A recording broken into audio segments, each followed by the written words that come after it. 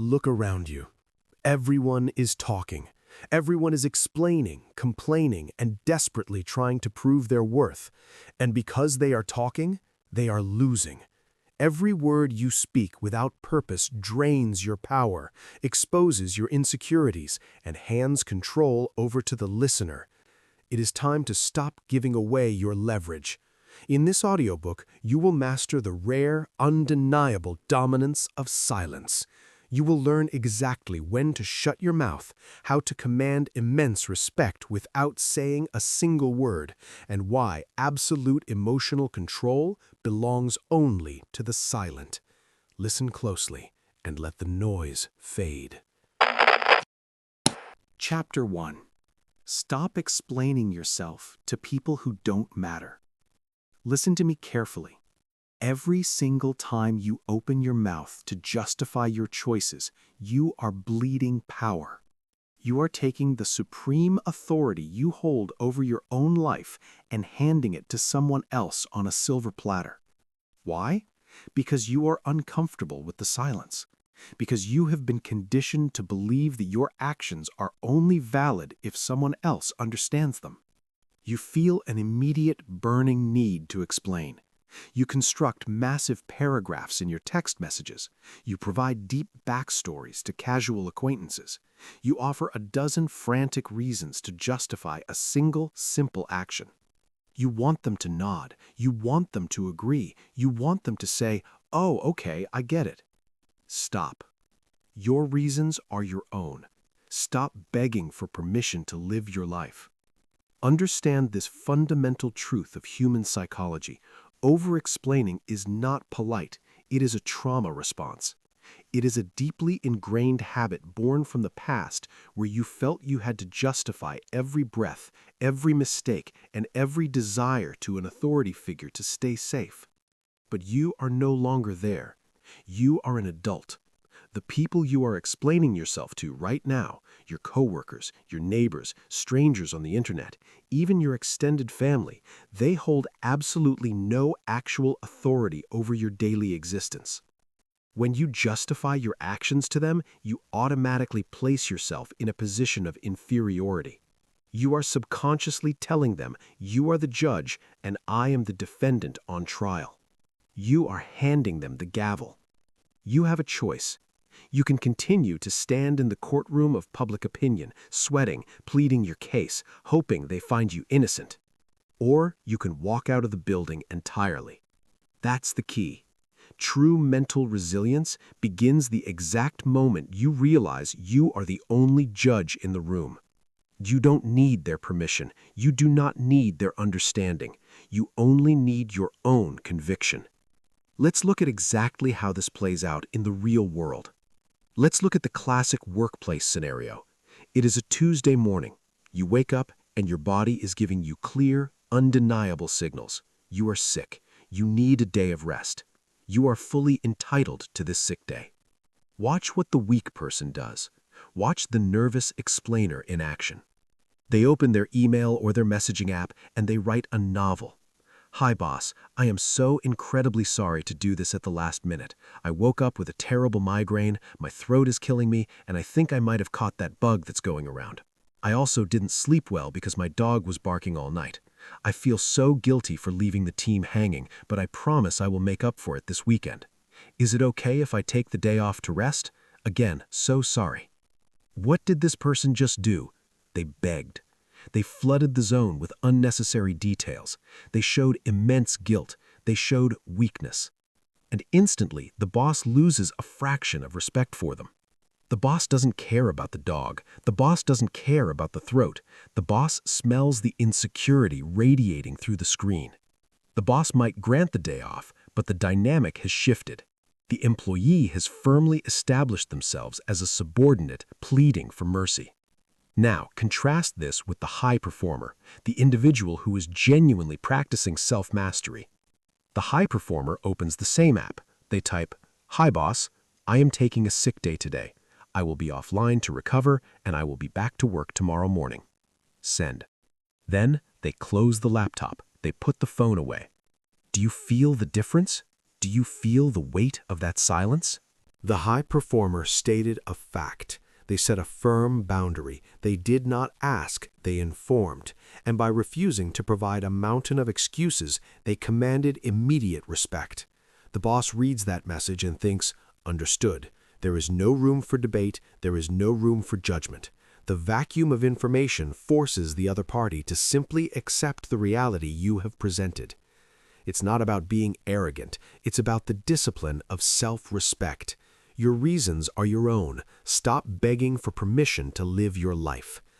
You must ruthlessly audit your communication starting today. Pay attention to how often you use the word because. I can't come to your party because. I decided to quit this project because. I am setting this rule because. Eradicate because from your vocabulary when dealing with people who do not matter. If a friend invites you to an event you do not want to attend, the answer is not a 5-minute voice note explaining your busy schedule, your exhausted social battery, and your current financial constraints. The answer is, I won't be able to make it. Hope you have a great time. Silence. Let the text sit there. Let them interpret it however they want. Their interpretation is none of your business. If someone questions a personal life choice, your diet, your career, your relationship status, you do not owe them a philosophical debate. You look them in the eye and say, this is what works for me. Silence. Hold eye contact. Do not blink. Do not rush to fill the uncomfortable void that follows.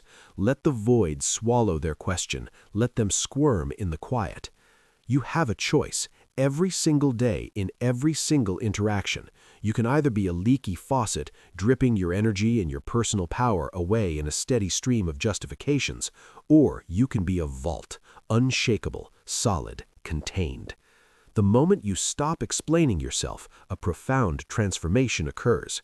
People begin to view you differently. They stop challenging you. They stop questioning your motives. Why? Because you have stopped giving them ammunition. You have stopped presenting them with arguments to dismantle. You become a force of nature, moving with quiet, undeniable purpose. That's the key. When you withhold your reasons, you retain your power. When you speak less, your words weigh more.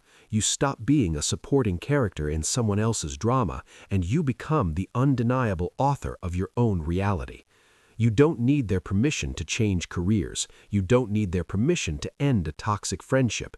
You don't need their permission to protect your peace, to build your empire, or to disappear and focus entirely on your own growth. You only need the discipline to make the decision and keep your mouth shut about it. It's not about being secretive. It's about the discipline of internal validation. Memorize this, internalize this, tattoo it on your mind. Your reasons are your own. Stop begging for permission to live your life. You have stopped the leak. You have stopped explaining. You have begun to reclaim your authority. You have drawn the boundary line in the sand, and you have stood behind it in absolute silence. But setting a boundary is only the first step. There is a deeper, more insidious trap waiting for you. A trap built not on the need to explain, but on the desperate, hollow addiction to the applause of others. You have stopped explaining yourself. Now you must stop seeking their approval entirely. Chapter 2. The Lethal Danger of Seeking Validation. You survived the urge to explain. You closed your mouth. You set the boundary. But right now, a different poison is running through your veins. It is a hunger. A desperate, gnawing hunger for applause. Every time you fish for a compliment, you expose your throat. Every time you broadcast a minor achievement just to hear someone say, "good job," you create a massive, gaping psychological vulnerability. You are taking the remote control of your own self-esteem and handing it over to strangers. You are handing it to acquaintances. You are handing it to people who do not even care about you. Validation from others is a debt you can never repay. Do it for yourself or do not do it at all. Why do you do it? Because you are addicted. You have been wired to crave the cheap dopamine of external approval. You want to be seen. You want to be validated. You want the world to pat you on the head and confirm that you matter. But external validation is a trap. When you rely on their praise to feel good, you will inevitably rely on their silence to feel worthless. You have a choice. You can be a fragile slave to the fleeting opinions of the crowd, or you can be the unbreakable master of your own reality. That's the key. True power is entirely self-generated. It does not require an audience. Let's break down the modern social media trap. This is where the sickness thrives. Look at the loud oversharer. You know exactly who I'm talking about. They go to the gym for one single week, and suddenly there are 20 photos of their workouts online. They read 3 chapters of a book, and they post 5 profound quotes about their intellectual journey. They launch a tiny side project, and they write a dramatic multi-paragraph essay announcing their grand vision to the world. What are they actually doing? They are not sharing. They are begging. They are staring at the screen, refreshing the page, their heart rate spiking, waiting for the little red notifications. They are asking the digital crowd, "Am I good enough? Am I doing well? Please, please tell me I have value." When the likes roll in, they feel high. They feel a surge of temporary supremacy, but it is a counterfeit currency.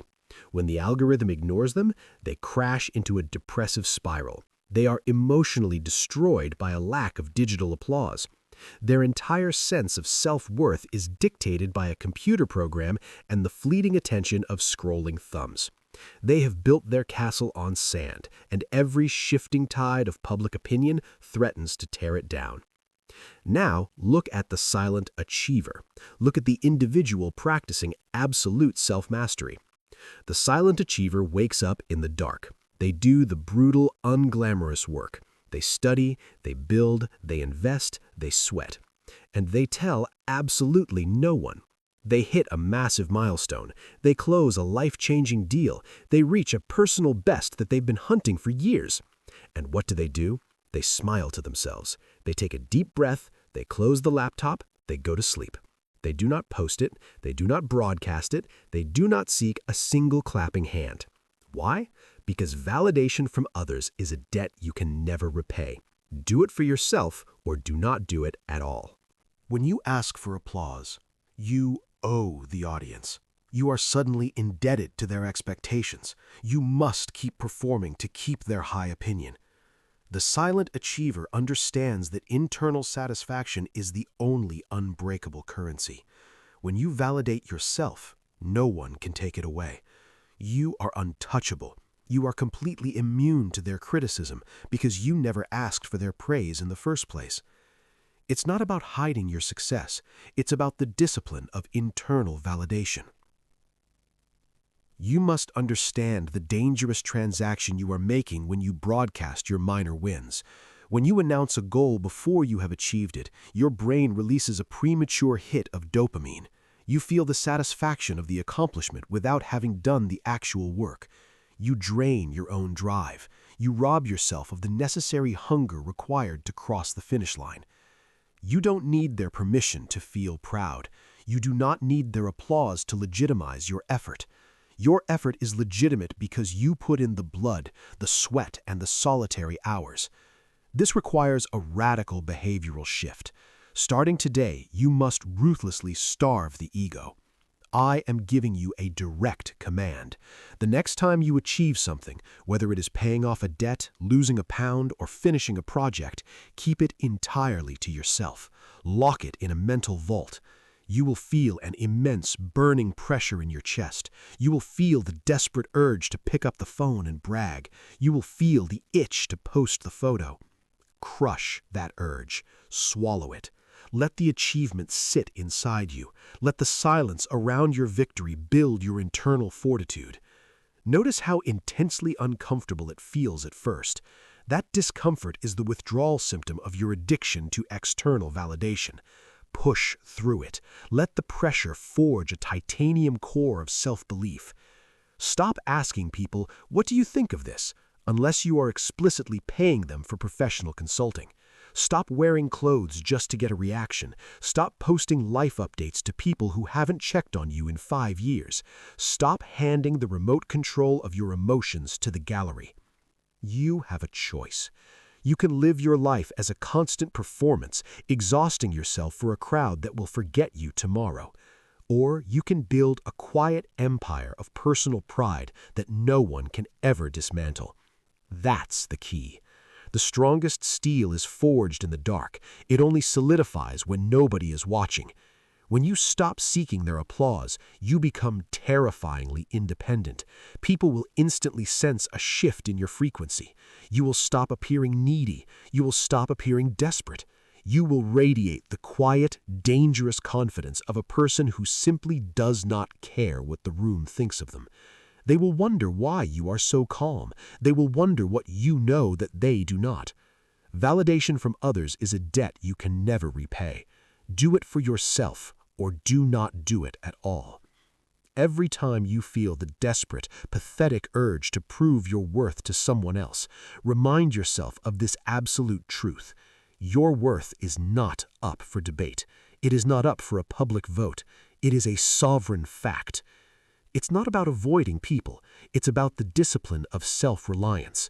You don't need their permission to consider yourself a champion. You only need to look in the mirror and know, with terrifying, unspoken certainty, that you did the work.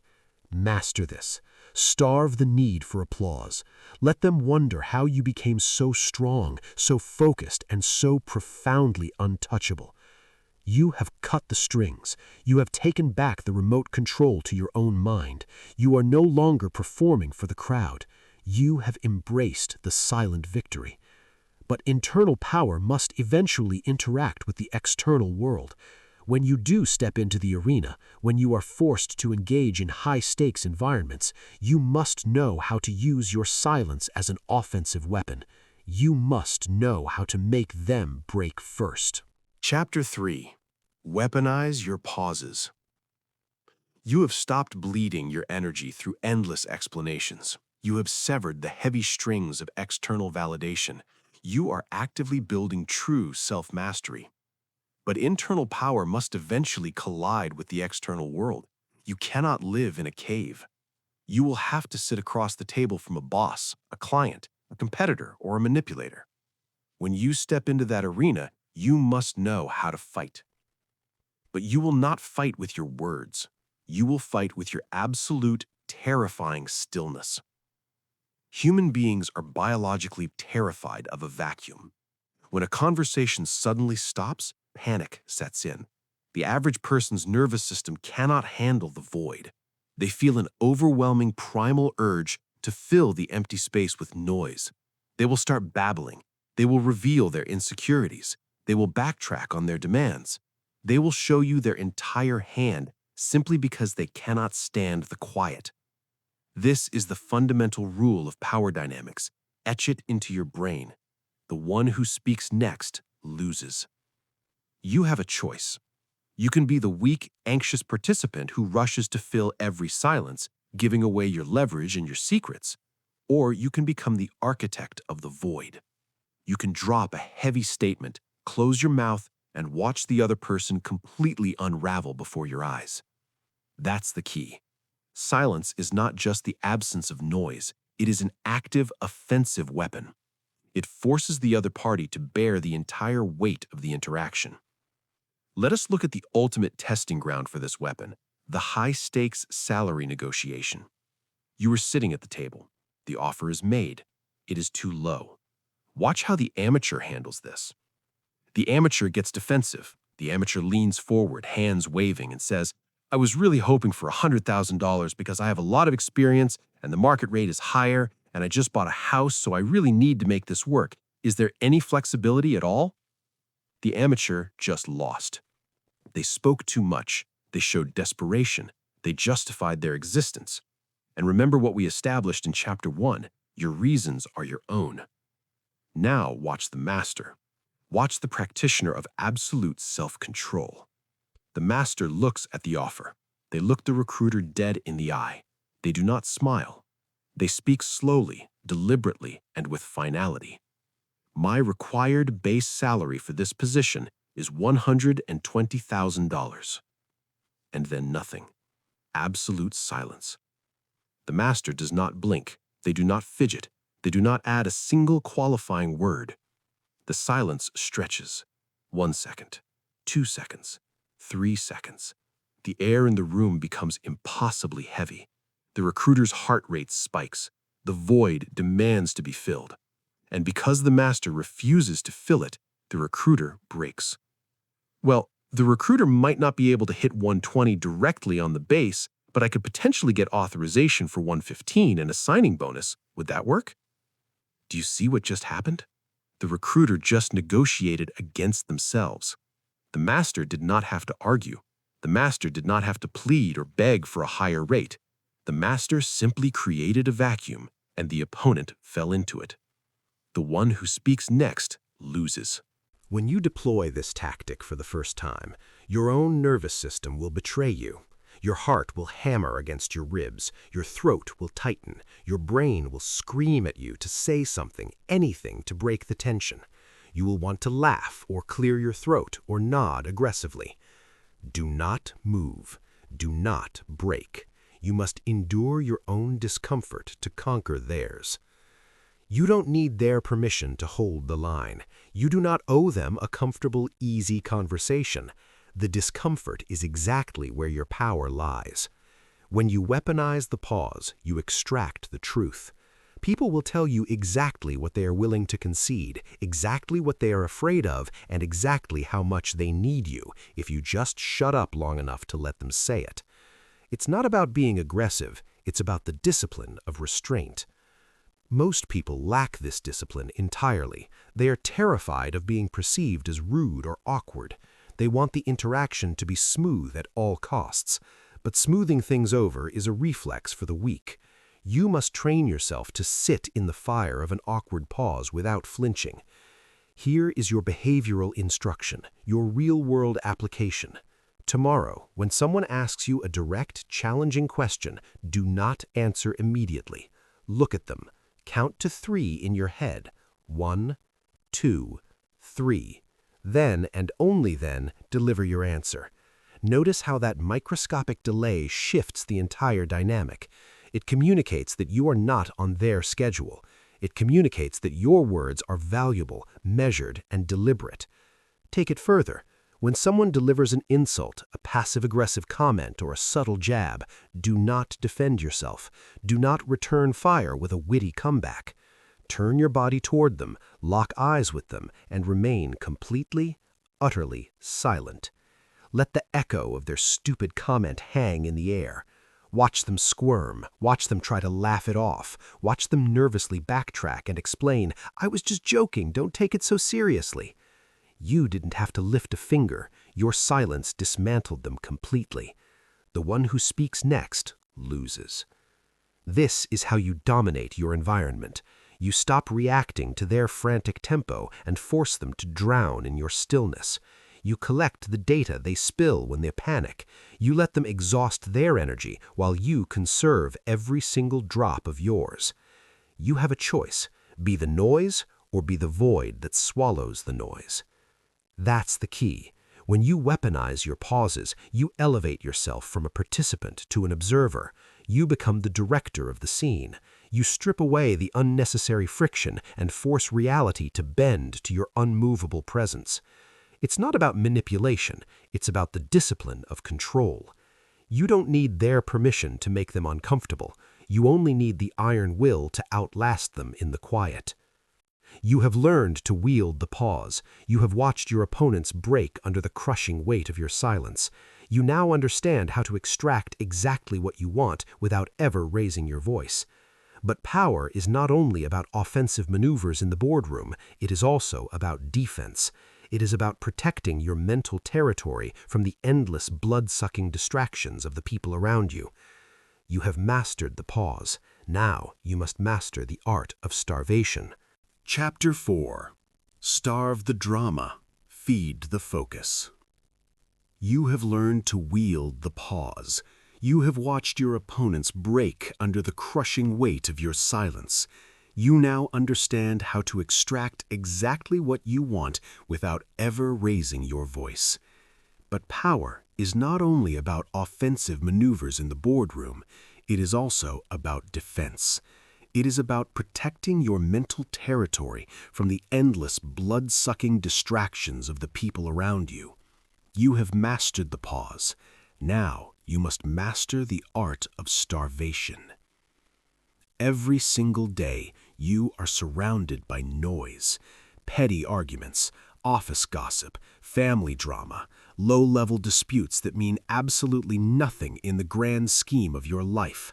And every single time you engage with this noise, you are being robbed. You are taking your most valuable, irreplaceable asset, your focus, and burning it on the altar of someone else's insecurity. You have a choice. You can roll in the mud with the pigs, or you can walk past the pen. That's the key. True authorities do not roll in the mud. They do not get their hands dirty with the trivial grievances of the masses. I want you to repeat this until it becomes the core operating system of your mind. I do not participate in lower-level games. My focus is my currency. When someone brings drama to your doorstep, they are looking for a reaction. They want you to get emotional. They want you to defend yourself. They want to drag you down to their frequency because it makes them feel less alone in their own miserable chaos. If you argue back, you validate their existence. You legitimize their chaotic behavior. You are explicitly telling them that their petty game is worthy of your supreme attention. Stop giving them that satisfaction. Stop funding their circus with your attention. Let's examine the ultimate testing ground for this discipline, managing toxic family members or a highly dramatic friend group. This is where most people fail. They let their bloodline or their history dictate their boundaries. Imagine someone starts a baseless rumor about you. They twist your words. They paint you as the villain to the rest of the group. Watch what the weak person does. The weak person panics. They feel the burning sting of injustice. They immediately jump into the group chat. They write a massive, frantic paragraph defending their character. They call everyone involved. They try to use logic and evidence to destroy an entirely illogical rumor. What happens? The fire grows. By defending yourself, you prove that the rumor affects you. You give the toxic people exactly what they want, a starring role in your emotional life. You are bleeding your currency into the dirt. Now, watch the master. Watch the architect of absolute silence. The master hears the rumor. The master looks at the chaotic group chat, and the master does absolutely nothing. They do not send a single text. They do not make a single phone call. They do not offer a single word of defense. They simply mute the conversation and return to their work. I do not participate in lower-level games. My focus is my currency. Silence is a vacuum that suffocates fire. When you refuse to acknowledge the drama, the dramatic person is left standing alone in an empty room, shouting at a brick wall. They look foolish. They exhaust themselves. The rumor dies rapidly because it has absolutely no oxygen. You don't need their permission to protect your peace. You do not owe them an explanation of your innocence. Your character is not up for debate in their pathetic, low-level courtroom. Your results will defend your character. Your actions will speak for you. Your silence will crush their accusations. It's not about being arrogant. It's about the discipline of mental preservation. Your mind is a fortress. You cannot allow peasants to throw trash over the walls. Every ounce of mental energy you spend thinking about a toxic relative, a jealous coworker, or a petty friend is an ounce of energy stolen from your own empire. You are actively financing their drama with your focus. Cut the funding. Bankrupt their drama. This requires a radical behavioral shift starting today. You must become completely and utterly unresponsive to provocation. When someone tries to bait you into an argument, you look at them with dead, emotionless eyes. You do not scowl, you do not sigh. You maintain a blank expression and you change the subject. Or better yet, you just turn and walk away.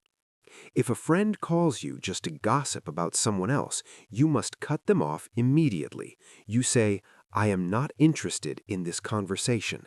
Then you go silent.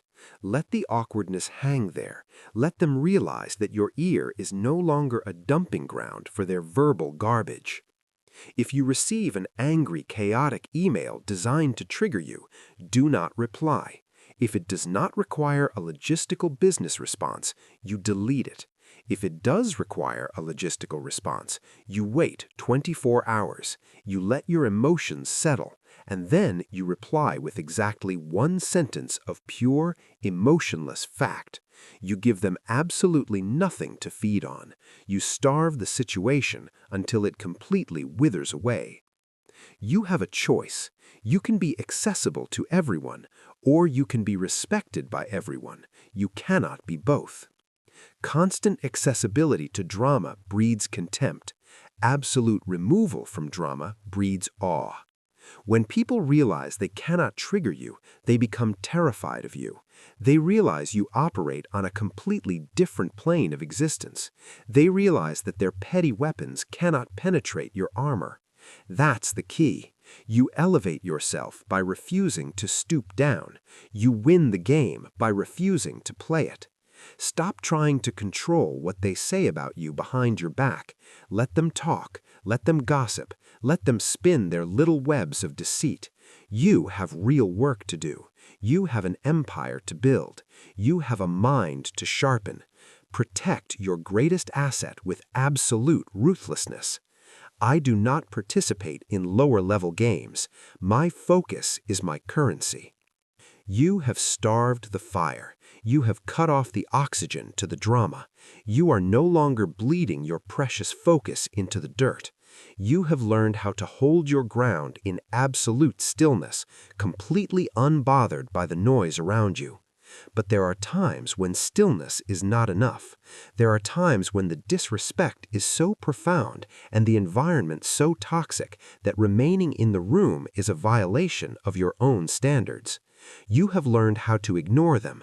Now you must learn the ultimate power move. Chapter 5. The Silent Rejection. How to Walk Away. You have starved the fire. You have cut off the oxygen to the drama. You are no longer bleeding your precious focus into the dirt.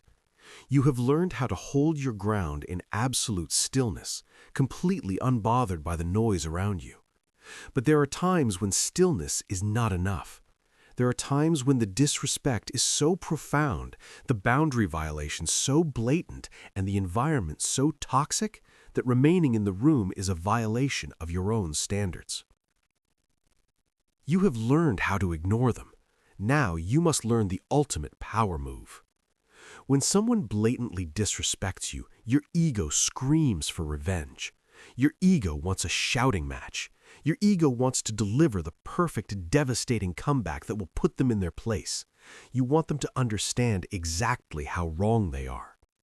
But explaining how wrong they are requires words, and words require energy. And as we have already established, your energy is not for sale to the lowest bidder. The most powerful response to disrespect is not a clever comeback. It is not a raised voice. It is the immediate, unannounced, and permanent removal of your attention. My absence is my final answer. If you cannot respect my presence, you will experience my void. When you stay and argue with someone who has disrespected you, you are sending a subconscious message. You are telling them, your opinion of me matters so much that I am willing to fight you for it. Arguing proves you care. Arguing proves you are emotionally invested. Arguing lowers your status to match theirs. You have a choice. You can stay in the mud and wrestle with people who enjoy being dirty, or you can stand up, wipe off your hands, and walk away. That's the key. Walking away proves you have standards. It proves that your presence is a privilege, and the moment the terms of that privilege are violated, the access is revoked. No appeals, no second chances, just an empty chair where you used to sit. It's not about being petty, it's about the discipline of self-preservation. You must understand the psychology of the manipulator, the narcissist, and the disrespectful fool. They feed on your reaction. Even a negative reaction is a victory for them, because it means they have successfully controlled your emotional state. When you scream, they win. When you cry, they win. When you launch into a furious tirade, they win. But what happens when you simply vanish? They are left holding the bag. They are entirely disarmed. They prepared for a war and you didn't even show up to the battlefield. My absence is my final answer. If you cannot respect my presence, you will experience my void. Let us look at how this plays out in the most emotionally charged arena of all, a romantic relationship or a deep friendship. Imagine a partner who repeatedly crosses the line. They belittle you, they disrespect your boundaries, they lie. Watch what the weak person does. The weak person turns into an amateur therapist. They sit their partner down for hours of exhausting conversation. They cry, they plead. They say, "Why would you do this to me? Don't you see how much this hurts?" They threaten to leave, but they never do. They use the threat of leaving as a manipulation tactic to try and force a behavioral change. This is pathetic. You cannot fix a disrespectful person with words. You cannot negotiate basic human decency. Now, watch the master. Watch the individual who possesses unbreakable self-mastery. The master experiences the exact same disrespect. They do not yell, they do not cry, they do not schedule a 4-hour conversation about feelings. They simply realize the contract has been broken. They pack their bags, they grab their keys, and they walk out the door. They block the number, they sever the connection. You don't need their permission to end the cycle. You do not owe them a grand cinematic speech explaining exactly why you are leaving. They know what they did. Your silence is the loudest condemnation possible. When you walk away without a word, you leave a psychological crater in their mind. They will spend months, maybe years, obsessing over your silence. They will drown in the questions you refuse to answer. My absence is my final answer. If you cannot respect my presence, you will experience my void. This same absolute law applies to your business and your professional life. Suppose you are dealing with an abusive client, a client who demands too much, pays too little, and speaks to you as if you are beneath them. The amateur business owner gets defensive. They write long, angry emails justifying their rates. They argue over the scope of work. They try to educate the client on proper business etiquette. They ruin their own weekend stressing over an email thread. The professional, the true authority, does not argue. The professional recognizes a bad investment. You don't need their permission to end the cycle. You do not owe them a grand cinematic speech explaining exactly why you are leaving. They know what they did. Your silence is the loudest condemnation possible. When you walk away without a word, you leave a psychological crater in their mind.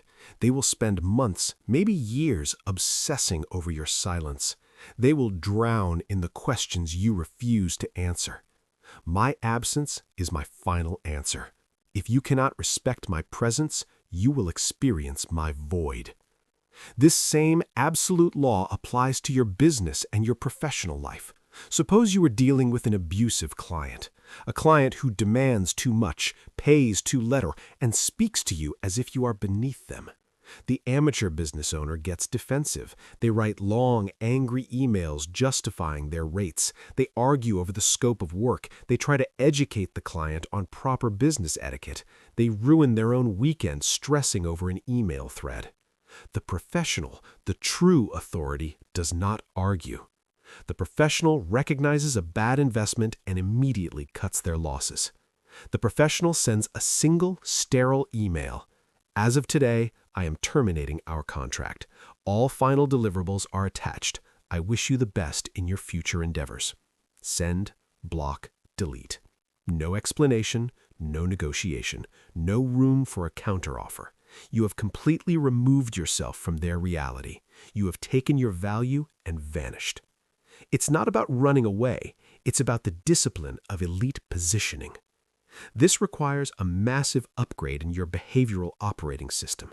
Starting today, you must eliminate the idle threat from your life. Stop telling people what you are going to do if they don't change. Stop giving ultimatums. An ultimatum is just a negotiation wrapped in anger. It is you begging them to act right so you don't have to experience the pain of leaving. Never threaten, just execute. If a friend disrespects you in public, do not cause a scene. Stand up, pay your bill, and leave the restaurant. When they text you asking where you went, do not reply. If a colleague speaks over you in a meeting with malicious intent, do not engage in a shouting match. Gather your notes, stand up, and exit the room. You have a choice. You can beg for respect with your words, or you can command it with your feet. That's the key. Your physical presence is the highest currency you possess. Do not spend it on people who devalue it. When you make yourself scarce, your value skyrockets. The people who matter will realize very quickly that your boundaries are made of iron, and crossing them means losing you instantly and forever.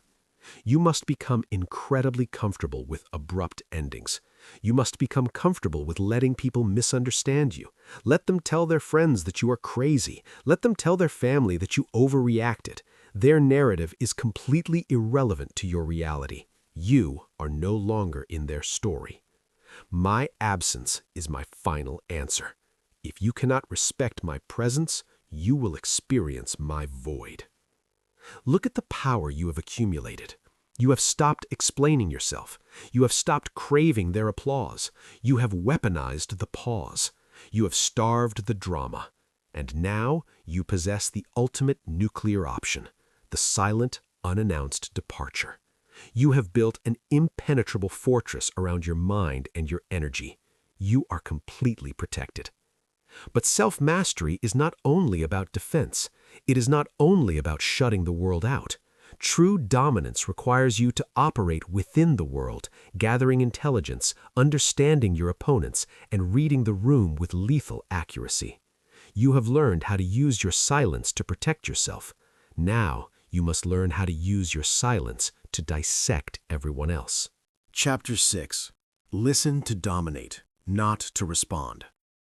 You have built an impenetrable fortress around your mind. You know how to starve the drama. You know exactly when to walk away. You have learned how to protect your energy at all costs, but you cannot spend your entire life walking away. You cannot build a massive empire in a vacuum. Eventually, you must sit at the table. You must interact with competitors, allies, manipulators, and fools. When you are in the room and you choose to stay, you must absolutely dominate that room. How do you dominate? You do not dominate by shouting. You do not dominate by interrupting. You do not dominate by proving how loud you can be. You dominate by weaponizing your ears. Most people do not know how to listen. They merely wait for their turn to speak. They listen defensively. When someone else is talking, the average person is completely tuned out of the actual message. Instead, they are frantically loading their own verbal ammunition. They are formulating their counter-argument in their head. They are trying to protect their fragile ego. They want to jump in and prove how smart, how experienced, and how relevant they are. This is a fatal, catastrophic error. When you speak, you are only repeating what you already know. You gain absolutely nothing. But when you listen, truly, strategically listen, you absorb the intelligence of the entire room. They will tell you everything if you just let them. Stop talking and start collecting data. You have a choice. You can be the loud fool who empties their clip at the first sign of movement, spraying bullets into the dark and revealing their position, or you can be the sniper who waits quietly in the trees, studying the terrain, monitoring the wind, and waiting for the perfect, undeniable shot. That's the key. Strategic observation is the highest form of dominance. It is the silent, ruthless acquisition of power. Let us look at the ultimate arena for this dynamic, the chaotic boardroom meeting. Imagine a high-stakes discussion. Millions of dollars, critical project timelines, or massive promotions are on the line. Look at the amateurs in the room. They are terrified of being overlooked. They talk over one another. Their voices rise in pitch as they fight for dominance. They argue in endless, exhausting circles. The vice president of sales is shouting about projections. The marketing director is aggressively defending their budget. One person presents a flawed idea, and 3 others immediately jump in like rabid dogs to tear it down and replace it with their own flawed ideas. Look at what they are actually doing. They are bleeding energy. They are revealing their insecurities, their biases, and their desperate need for validation. They are giving away their entire playbook for free. Now, look at the master. The master is sitting at the end of the table. The master is perfectly still. The master is not scrolling on a phone. The master is not daydreaming about the weekend. The master is actively, aggressively listening. They are watching the body language of the loudest person in the room. They are noting who interrupts whom, mapping the hidden alliances. They are identifying the hidden agendas. They are finding the massive, gaping holes in the arguments that the loud fools are entirely missing because they are too busy shouting to see clearly. The master lets them exhaust themselves. The master lets the room run completely out of oxygen. And then, when everyone is tired, when the arguments have dissolved into frustrated, breathless silence, the master finally leans forward. The master speaks. They deliver one paragraph, one undeniable, surgically precise solution that cuts through the emotional noise and solves the core problem. The room falls silent. The debate is over. The master has won. Not because they were the loudest, but because they held all the cards. They will tell you everything if you just let them. Stop talking and start collecting data. It's not about being polite. It's about the discipline of strategic observation. When you listen merely to respond, you are playing defense. You are reacting to their framework. When you listen to collect data, you are playing offense. You are mapping the battlefield so you can dictate the terms of the war. You do not need their permission to stay quiet. You do not owe the room your immediate reaction. If someone asks you a question, you do not have to fire back an answer in a fraction of a second just to prove you are paying attention. This requires a total rewiring of your conversational habits. Your ego wants a microphone. Your ego wants a stage. You must crush that urge. Starting today, you must implement the absolute discipline of the dominant listener. When someone is speaking to you, stop nodding your head frantically like a desperate puppet. Stop saying, yeah, exactly, totally, every 3 seconds to show you agree. You look eager. You look weak. You look like you are begging for their approval. Keep your head still. Maintain unbroken, unwavering eye contact. Let your face remain completely neutral. Listen to the words they are saying, but more importantly, listen to what they are desperately trying to hide. Are they over-explaining their process? We established what that means in Chapter 1. They're insecure. Are they quickly deflecting the blame onto a coworker? They are terrified of accountability. Are they loudly broadcasting a minor win? They lack internal validation. You can diagnose their exact psychological weaknesses in real time simply by letting them run their mouths. They will tell you everything if you just let them. Stop talking and start collecting data. Here is your real-world behavioral instruction, your daily transformation. In your next 3 interactions, you will purposefully have your word count. If you normally speak 50 words to tell a story or answer a question, you will speak 25. Force the other person to carry the heavy weight of the conversation. Furthermore, when they finish a sentence, wait 2 full seconds before you reply. 1. 2. Speak. Watch how they react to that microscopic pause. Watch how their eyes widen slightly. Watch how they rush to fill the void with more information. Watch them negotiate against themselves. Watch them hand you the keys to their mind because they cannot handle your stillness. You have a choice. Every time you open your mouth unnecessarily, you are handing the enemy a detailed map to your fortress. When you keep your mouth shut, you remain a terrifying, unpredictable mystery, while they willingly hand over their own blueprints. That's the key. Control the flow of information. He who has the most data wins the negotiation, and you do not gather data by shouting over the crowd. It's not about hiding your personality. It's about the discipline of information control. Stop trying to impress them with your quick wit. Stop trying to prove you belong in the room with your loud opinions. You belong in the room because you are the only one who actually understands what is happening in it. They will tell you everything if you just let them. Stop talking and start collecting data. You have learned to observe. You have learned to let the fools exhaust themselves while you gather the intelligence required to win. You now understand that silence is your greatest tool for deciphering the world around you. You are absorbing everything. But what do you do with that data? You must use it to build your own reality, and you must build it completely out of sight. You have mastered the art of listening. Now, you must master the art of moving in the shadows. Chapter 7. Never announce your next move. You have learned to observe. You have learned to let the fools exhaust themselves while you gather the intelligence required to win. You understand that silence is your greatest tool for deciphering the world around you. You are absorbing everything. But what do you do with that data? You must use it to build your own reality, and you must build it completely out of sight. You have mastered the art of listening. Now you must master the art of moving in the shadows. The greatest killer of ambition is not failure. It is not a lack of resources. It is your own mouth. Every time you announce your massive goals to the world before you have achieved them, you are sabotaging your own success. You are falling into a devastating biological trap. When you tell your friends, your family, or your social media followers about the incredible business you are going to launch, the book you are going to write, or the empire you are going to build, they congratulate you. They say, "Wow, that sounds amazing. I am so proud of you." In that exact moment, your brain releases a massive hit of cheap dopamine. Your neurological system registers the praise as a reward. You feel the satisfaction of the accomplishment without having done a single ounce of the actual work. You have tricked your brain into believing you have already crossed the finish line.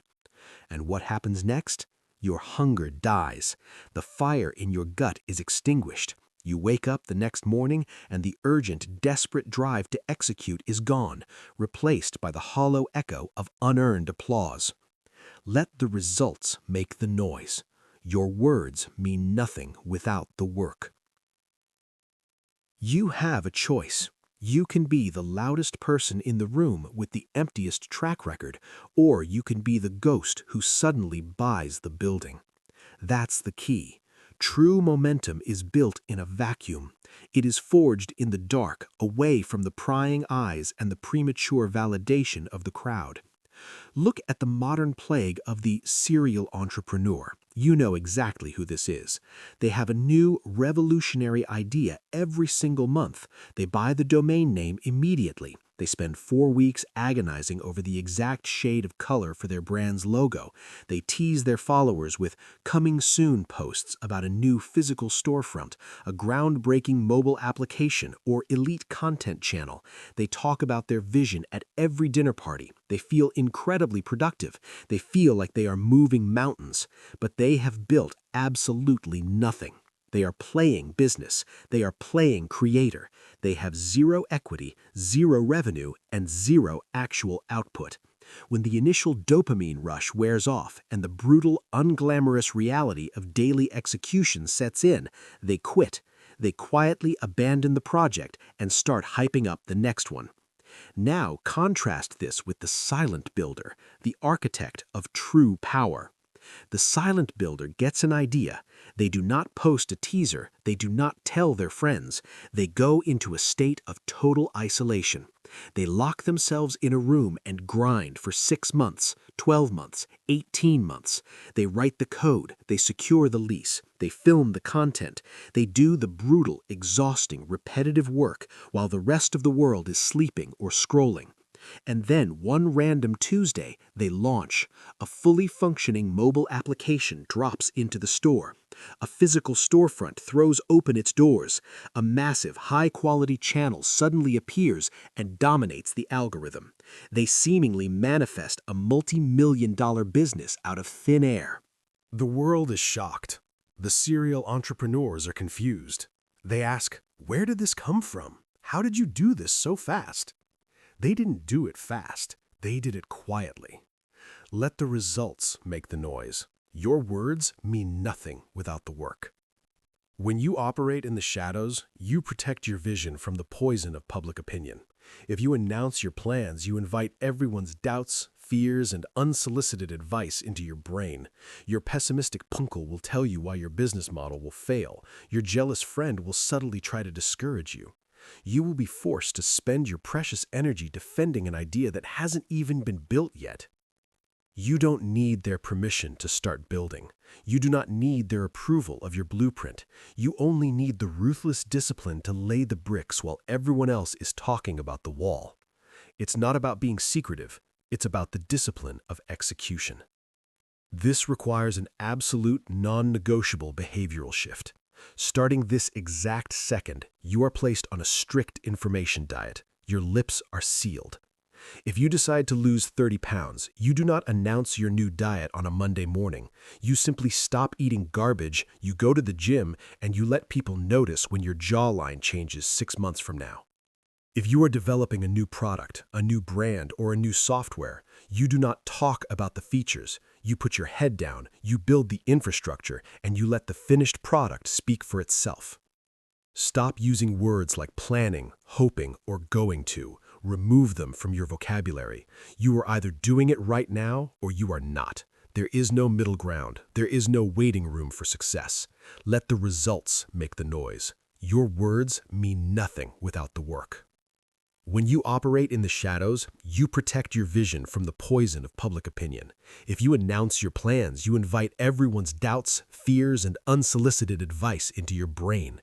Your pessimistic uncle will tell you why your business model will fail. Your jealous friend will subtly try to discourage you. You will be forced to spend your precious energy defending an idea that hasn't even been built yet. You don't need their permission to start building. You do not need their approval of your blueprint. You only need the ruthless discipline to lay the bricks while everyone else is talking about the wall. It's not about being secretive. It's about the discipline of execution. This requires an absolute, non-negotiable behavioral shift. Starting this exact second, you are placed on a strict information diet. Your lips are sealed. If you decide to lose 30 pounds, you do not announce your new diet on a Monday morning.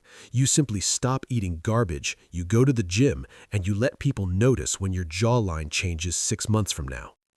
If you are developing a new product, a new brand, or a new software, you do not talk about the features. You put your head down, you build the infrastructure, and you let the finished product speak for itself. Stop using words like planning, hoping, or going to. Remove them from your vocabulary. You are either doing it right now or you are not. There is no middle ground. There is no waiting room for success. Let the results make the noise. Your words mean nothing without the work. When you stop announcing your moves, you become incredibly dangerous. You become unpredictable. Your competitors cannot counter a strategy they cannot see. Your detractors cannot tear down a fortress they do not know exists. You hold all the leverage because you hold all the information. You have a choice. Every time you feel the desperate urge to brag about your potential, you can either spit it out and lose your power, or you can swallow it and use it as fuel for the fire. That's the key. Unspoken ambition creates a massive internal pressure. It creates a tightness in your chest. That pressure is uncomfortable, but it is necessary. It is the engine that will force you out of bed at 4 a.m. It is the fuel that will push you through the pain of repeated failure.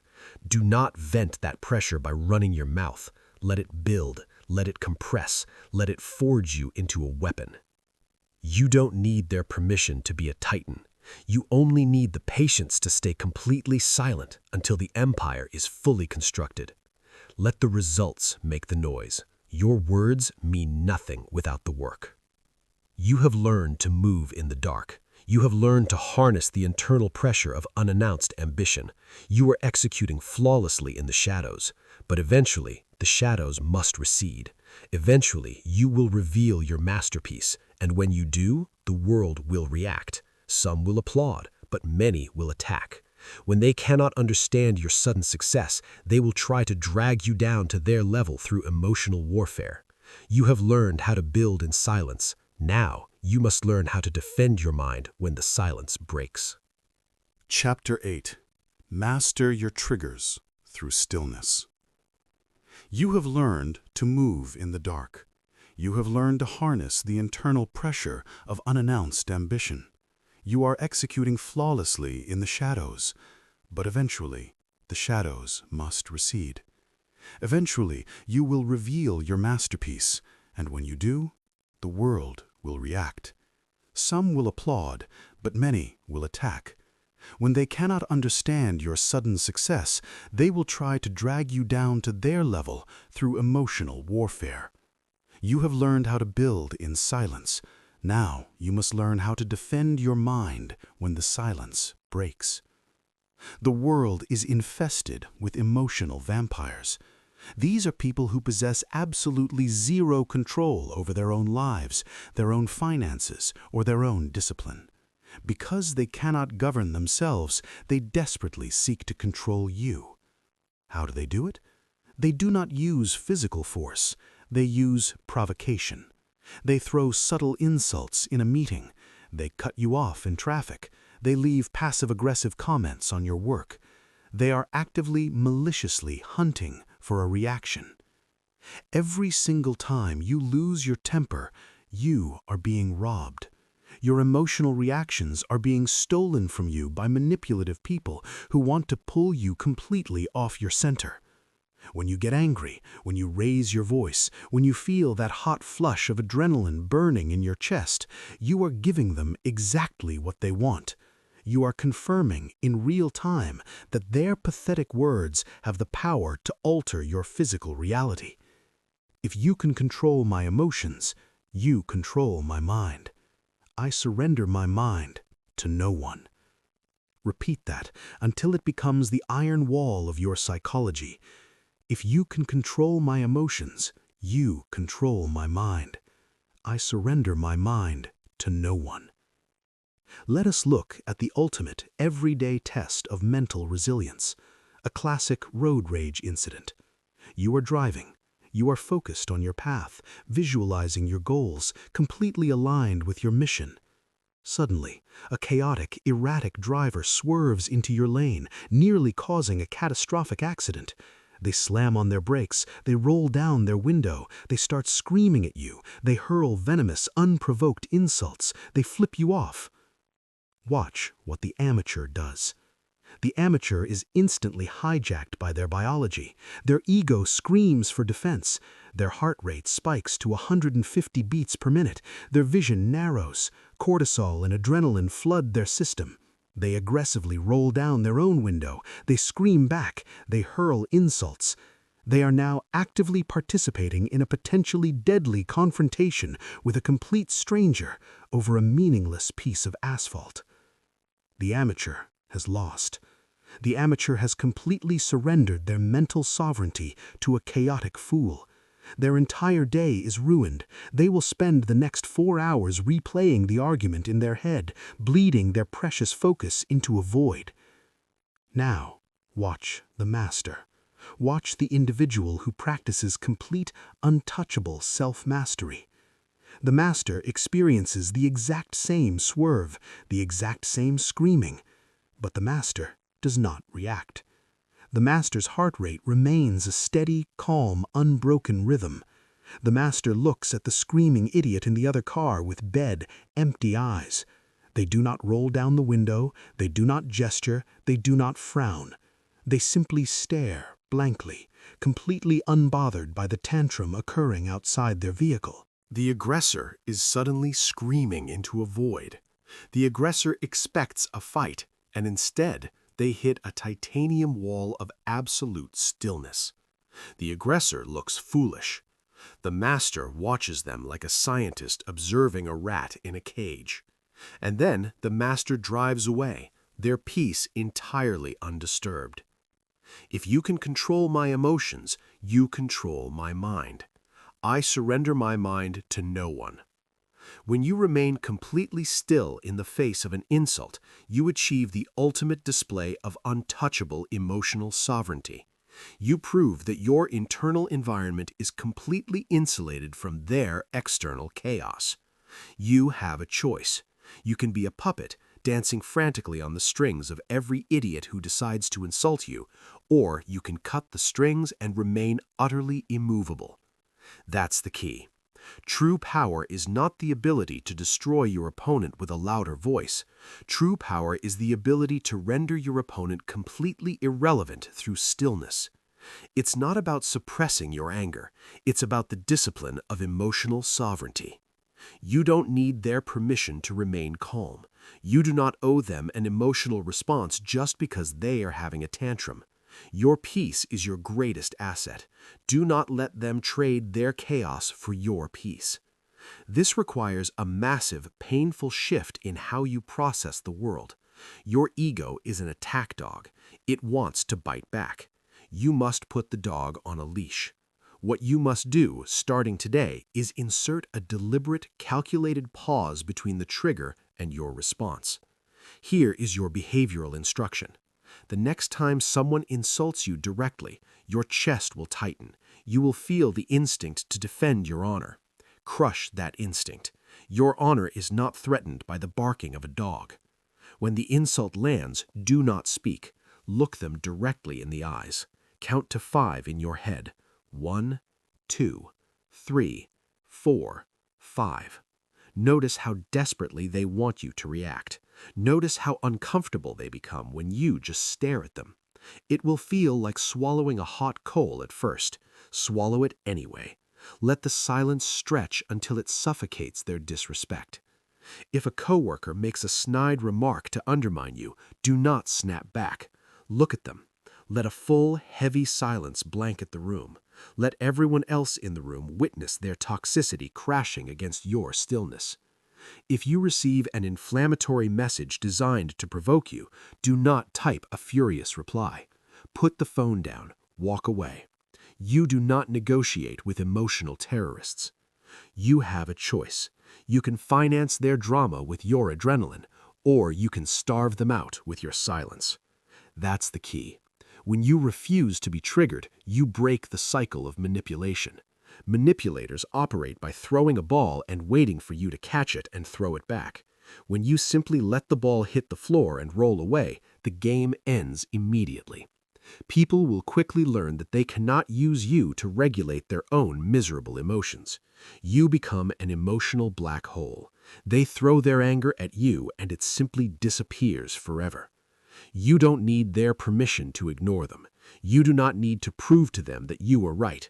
Let them be wrong. Let them be angry. Let them burn in their own fire while you sit comfortably in the cool shade of your discipline. If you can control my emotions, you control my mind.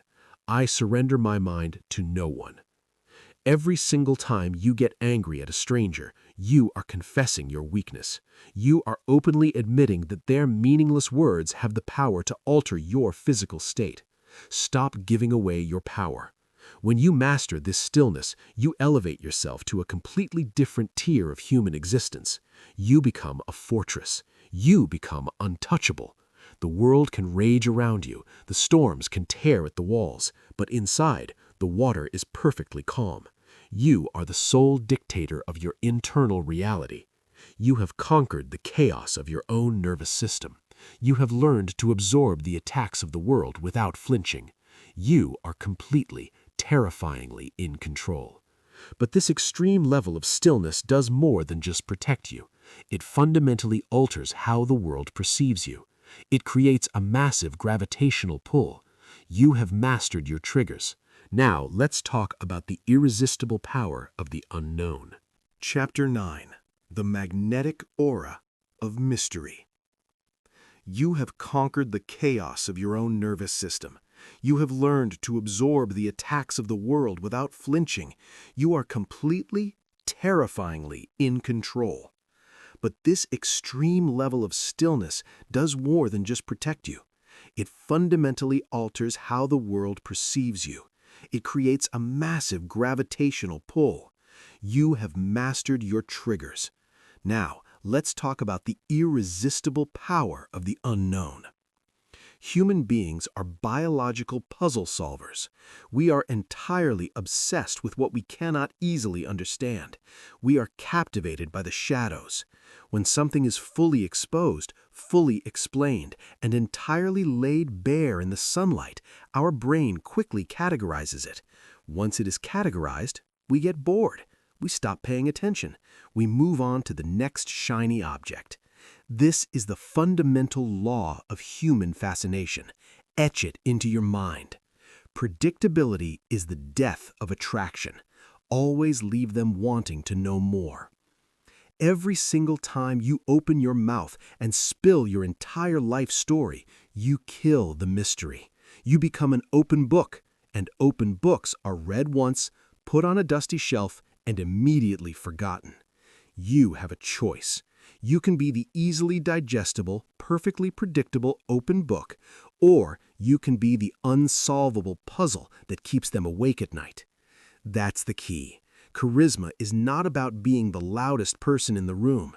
Charisma is the magnetic tension between what you choose to show and what you refuse to reveal. Let us look at the social dynamics of a typical first date or a high-level networking event. These are environments specifically designed for connection. Watch the average person operate. Watch the amateur panic. The amateur sits down. They are nervous. They want desperately to be liked. They want to prove they belong at the table. So they deploy the worst strategy possible: verbal diarrhea. They talk extensively about their childhood. They complain about a crazy ex-partner. They describe their entire morning routine in agonizing detail. They reveal their deepest insecurities and their loftiest goals within the first 15 minutes of the conversation. They think they're building a deep connection. They think they are being beautifully authentic. They are not. They are being exhausting. The other person sits there, nodding politely, but internally they are completely tuned out. The amateur has removed all the tension from the interaction. There is nothing left to discover. The puzzle has been completely solved before the appetizers even arrive. The amateur has made themselves completely predictable. Predictability is the death of attraction. Always leave them wanting to know more. Now, observe the master. Observe the practitioner of absolute self-mastery. The master sits at the exact same table. The master does not launch into a frantic monologue. The master asks one deep, piercing question. Then they lean back. They hold steady, unwavering eye contact. They listen deeply. When the master is finally asked a question about himself, they do not give a 10-minute biography. They give a concise, confident 2-sentence answer. They smile, and then they immediately turn the focus back outward. The master reveals just enough to prove they are highly capable and intelligent, but they hold back the vast majority of their reality. They create a massive void of information, and the other person leans in, desperate to fill it. The other person leaves that date or that networking event completely intoxicated. They cannot stop thinking about the master. They are completely obsessed with what wasn't said. Predictability is the death of attraction. Always leave them wanting to know more. It's not about being deceptive. It's about the discipline of restraint.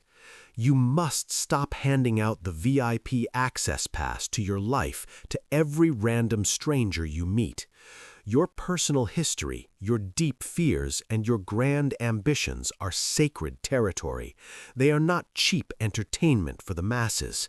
When you hold your personal details close to your chest, you instantly cultivate an aura of heavy, undeniable importance.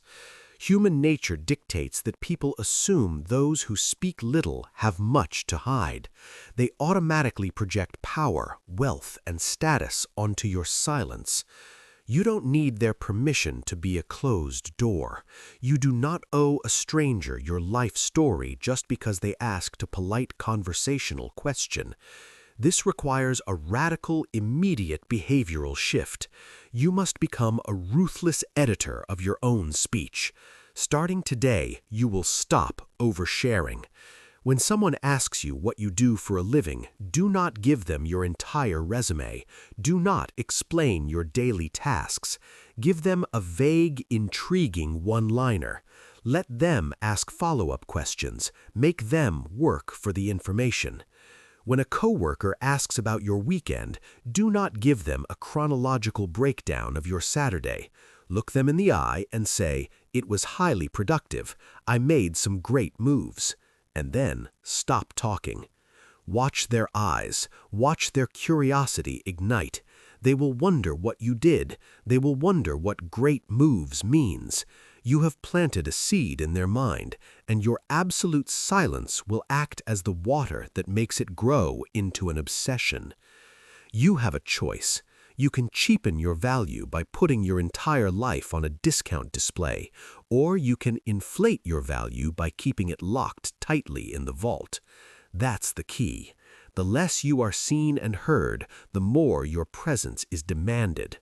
Scarcity drives value in global economics, and it drives value in human interaction.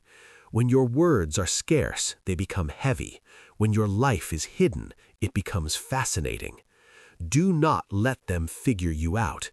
The absolute moment they figure you out, they stop respecting you. They put you in a neat little box in their mind, and they throw away the key. You must vehemently refuse to fit in the box. You must remain fluid, unknown, and quietly powerful. Predictability is the death of attraction. Always leave them wanting to know more. Stop trying to be relatable. Relatable is common. Relatable is average. You are not building a life to be average. You are building an empire of unshakable dominance.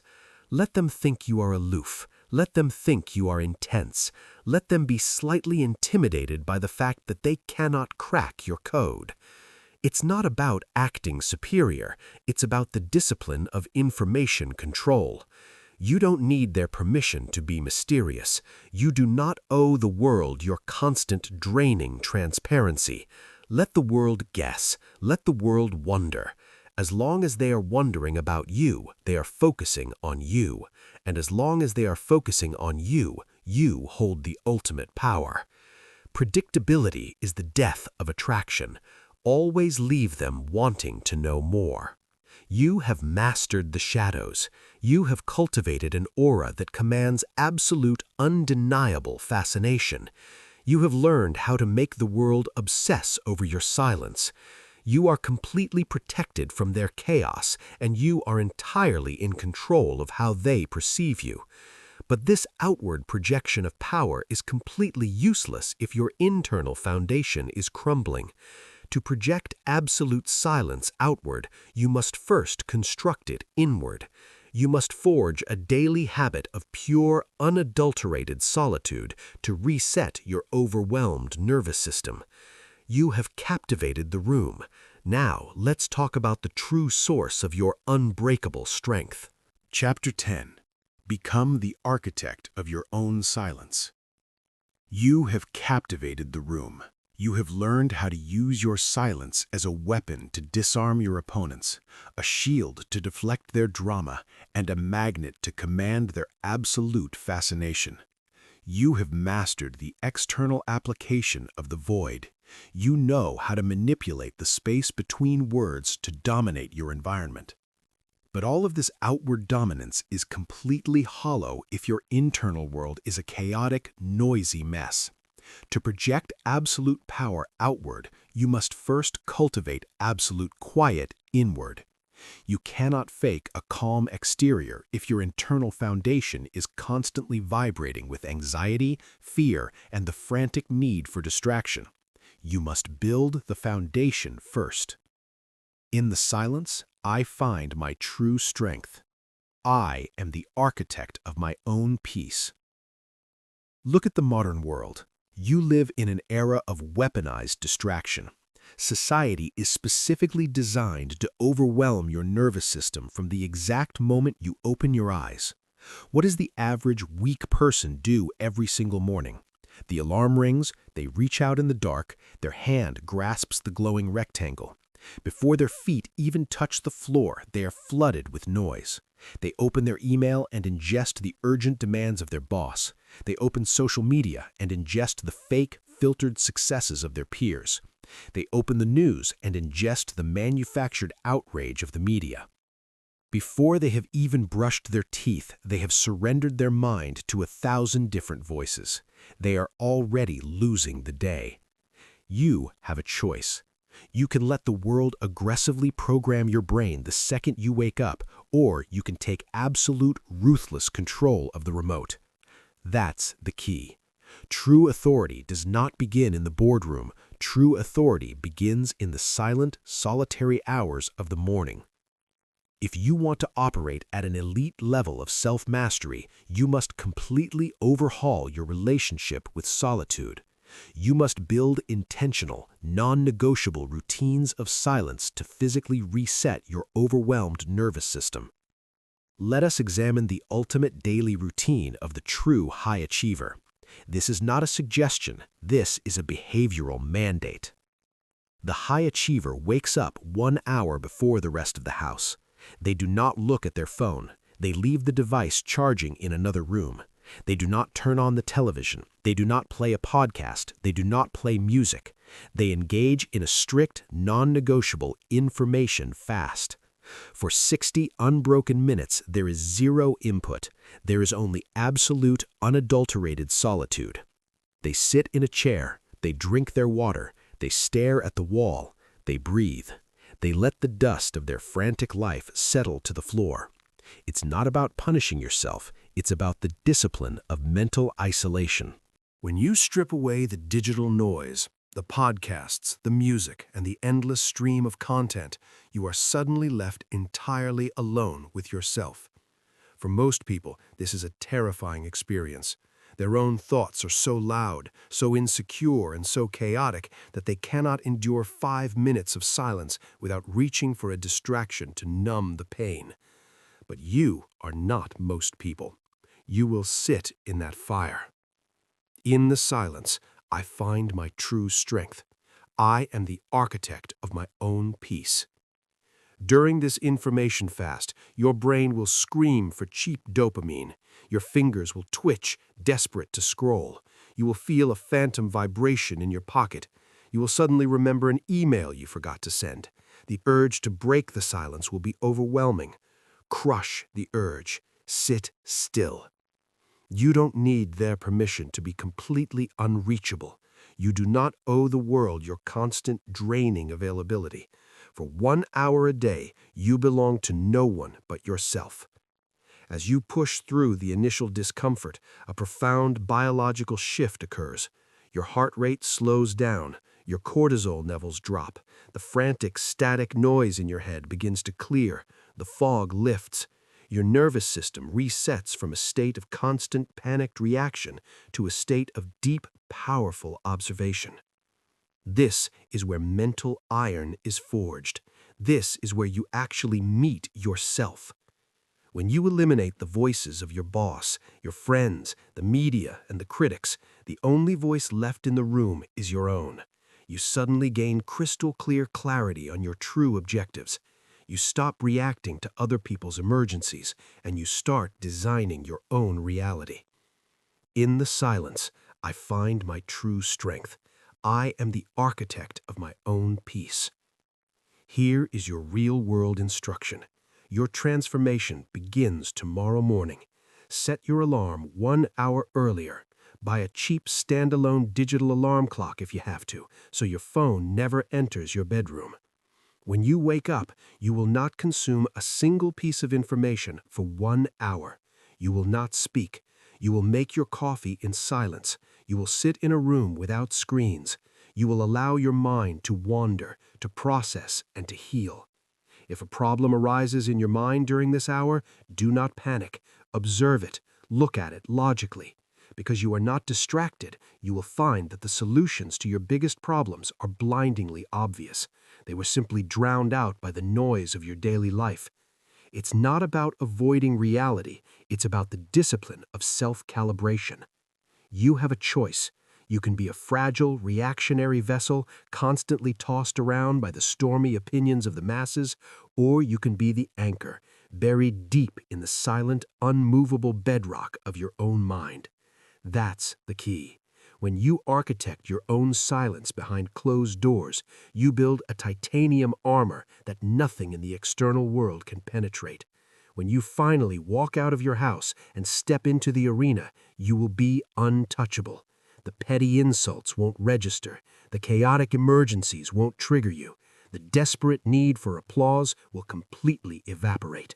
You will look at the frantic, screaming world around you with the cold, calm eyes of an apex predator who is entirely at peace. You don't need their permission to be a titan. You only need the discipline to sit quietly in the dark and forge the weapon. In the silence, I find my true strength. I am the architect of my own peace.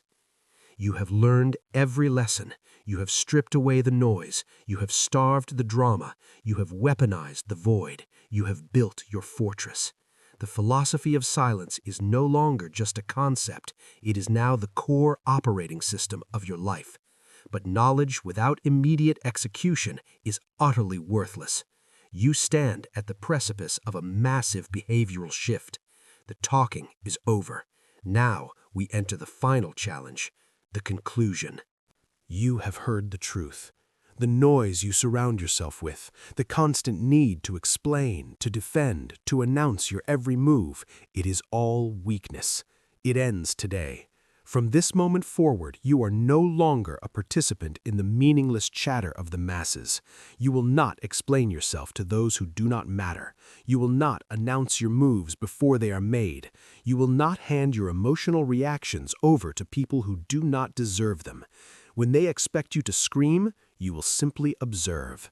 When they demand a reason, you will give them dead silence. Your presence will be felt, not heard. Your success will be seen, not broadcasted. Here is your final challenge. For the next 24 hours, speak only when absolutely necessary. Do not explain. Do not complain. Do not gossip. Reclaim your energy. Reclaim your power. Stay silent and let them wonder.